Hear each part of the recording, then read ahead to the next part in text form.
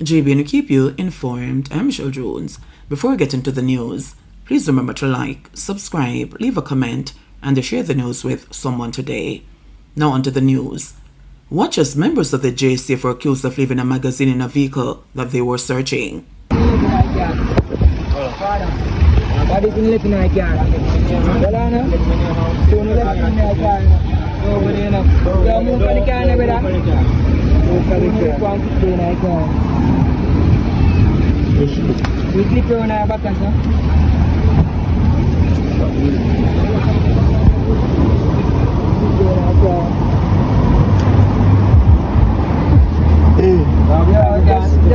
Just check if no is in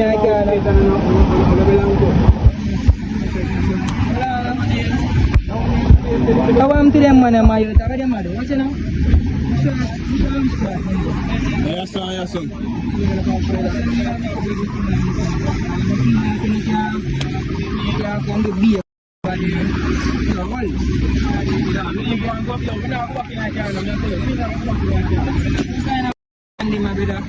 Waste man, them are yours.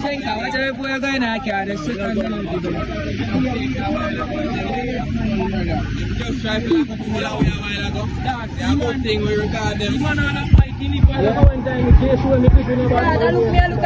Yeah. Them police officer they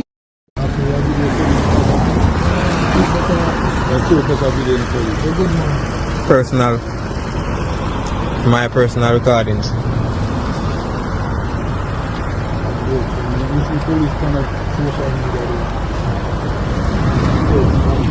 Okay.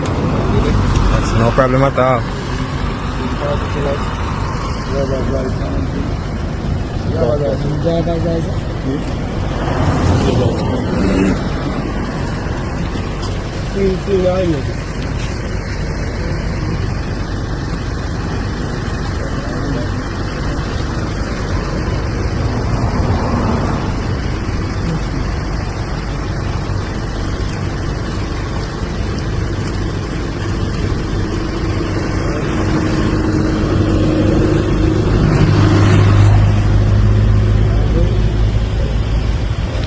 The officer, we can get in the name, please. And which station and I catch to? Hey, officers, can get in the name and which station and I catch to, please?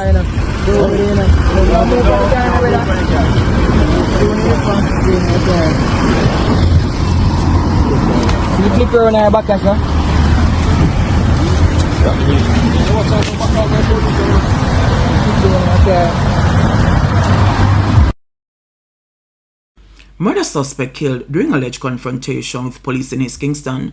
One of the prime suspects in last Tuesday's mass shooting in central Kingston was shot and killed during an alleged confrontation with the police on Monday. The deceased has been identified as Joshua Lawrence, otherwise called Salty. According to Acting Commissioner of Police Michael Phipps, Lawrence was fatally shot during an intelligence-led operation on 28 Maiden Street, Kingston 16. Police say Lawrence was a top-tier member and main shooter for the Wellis Kelly's gang, which operates out of East Kingston. He was wanted in connection with several serious crimes, including the July 2025 murder of Crown witness Lisa Harris along Bray Street in Kingston 16. AC Phipps also confirmed that one of the victims injured in last Tuesday's shooting has since died. The deceased, Jadwar Campbell, succumbed to his injuries on Saturday. He was among several people, including children, who were shot at the intersection of Charles Street and Tex Lane during the attack. No additional fatalities have been reported. The police are now urging the remaining suspects involved in the October 7 shooting to turn themselves in at the Kingston Central Criminal Investigations Branch by 6 p.m. on Tuesday, October 14, 2025. Manchester farmer and his dog brutally killed in Canewood District. The police in Manchester investigating a gruesome killing after a farmer and his dog were chopped to death in Canewood District near Mile Gully on Sunday night. The deceased has been identified as Cheyenne Young, otherwise called Shane, a resident of Epping Forest, Comfort Hall in the parish. According to police reports, around 9 p.m., residents discovered Young's body lying along the roadway and raised an alarm. Upon arrival, detectives found multiple chop wounds covering his body, indicating a violent attack. Young's dog was also found butchered nearby, believed to have been killed during the same assault. Young was later transported to the hospital, where he was pronounced dead. Investigations into the motive behind the deadly attack are ongoing.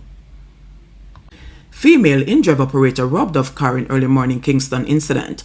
The police are searching for two men who robbed a female in-drive operator for a motor vehicle along Windsor Avenue in Kingston early Monday morning. Reports indicate that around 2:10 a.m., the driver responded to a booking for a pickup at the location. Upon arrival, she saw two young men standing along the roadway and asked if they were the passengers who had requested the ride. Both men confirmed and entered the vehicle, one sitting in the front passenger seat and the other in the back seat. According to the police, the man in the front seat suddenly placed the vehicle in park and ordered the driver to exit the car. The second man then exited the car and moved to the driver's seat.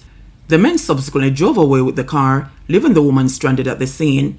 Investigations into the robbery are ongoing. Mayor Norman Scott fingerprinted in connection with Election Day altercation. Spanish Town Mayor Norman Scott has been ordered to submit his fingerprints to the police following his appearance in the St. Elizabeth Parish Court in Santa Cruz on Monday. Scott, who contested the September 3 general election as the People's National Party candidate for St. Elizabeth Southeast, faces charges of assault occasioning actual bodily harm and malicious destruction of property. The charges stem from an alleged altercation with Jamaica Labour Party indoor agent Julie Francis at the BB Coke High School polling station in Junction on Election Day. According to police reports, the incident occurred around noon when Scott reportedly remained inside the polling station beyond the time permitted. When an agent attempted to inform him that his allotted time had expired, a dispute ensued. Police say another agent intervened to calm the situation, but was allegedly struck in the face by Scott before a security team escorted him from the premises. A formal report was signed with the police, and following investigations, summonses were served on Scott on September 12. Tufton seeks to end stigma with Belleview Hospital name change. For many Jamaicans, the name Belleview Hospital immediately brings to mind the words madhouse or mad people. That long-held stigma has followed the institution since its establishment in 1861, when it was originally called the Jamaica Lunatic Asylum. Now, Health and Wellness Minister Dr. Christopher Tufton says it's time to change that perception, starting with a new name for the facility. I must tell you, and this is a personal view, I am of the view that the Bellevue name is in and of itself a stigma, a stigmatized name. And part of the redevelopment of Bellevue that we're now going through, and we are going through a redevelopment, there is a TOR that's out for a redesign for the construction of a 100-bed facility that will address the chronic cases. Bellevue is on 50 acres of land, and we intend to segment that land for a mental health, mental wellness institution for chronic cases, and to use the rest of the lands for some other health-related purposes, which we will comment on in the future.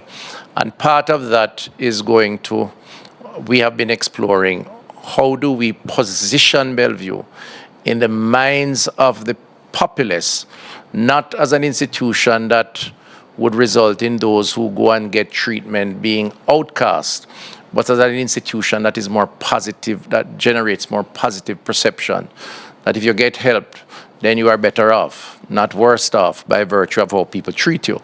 And I think the name does connote a particular perception, which is negative, and changing the name is a consideration that I as minister would certainly recommend.